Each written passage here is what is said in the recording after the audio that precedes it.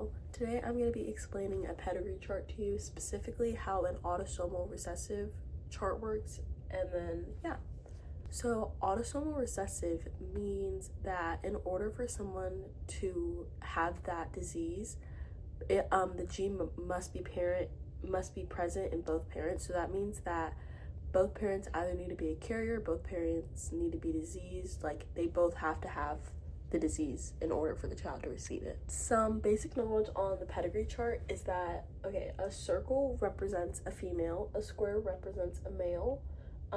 No shade means that they don't have the disease, they're unaffected. A half shade, which you'll see later, a half shade means that they're carriers but they don't directly have the disease, and then a full shade means that they have the disease. Now I'm going to walk you through the genotype. So a genotype is the genetic makeup of the organism. So little n correlates with no shade. It means that you're normal, you don't have the disease. Big N, little n correlates with half shaded. It means that you're a carrier, but once again, you're not directly affected by the disease. And then big N means that you're diseased, and it correlates with a full shade. Disease that this chart represents is cystic fibrosis. Okay, so cystic fibrosis is a disease that can cause sticky and thick mucus to build up in the organs, and it typically affects your lungs. Cystic fibrosis does not have a cure, but it can be helped through treatments. Onto the pedigree chart. So starting off, it is the woman that is a carrier, so it would be a half shade, as you can see. So as I explained earlier, since it's a half shade, that would be big N, little n, and then the male does not have the disease, so it would just be little n. So only having a carrier, when you cross their genotypes, you'll see that you only have a 25% chance of having a carrier. So moving on to the second generation, they have 2 daughters.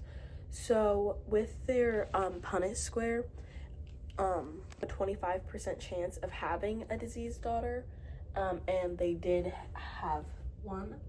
But the other daughter is still normal. So once again, it would be big N, and then little n.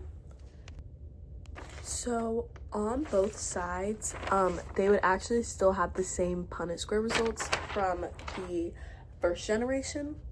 So in generation 3, on the left side, they had 2 daughters, and once again, only one daughter is a carrier. She realized that she was a carrier, so she probably just chose not to marry anybody. So she would once again be big N, little n. She was unaffected, and then we'll get to him later.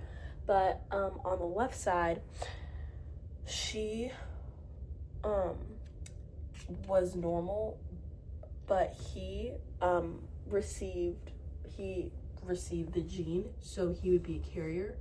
So he would be big N, little n.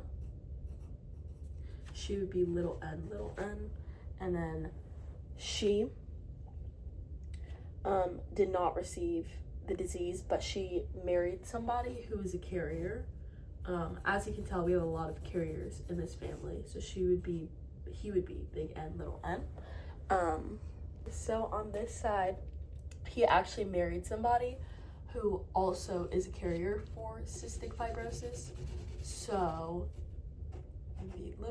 big N, little n. So they both only have one kid, and on this side, she did not receive the gene. Once again, the Punnett square would be the same. So there was a 75% chance of her being normal, so that kind of makes sense.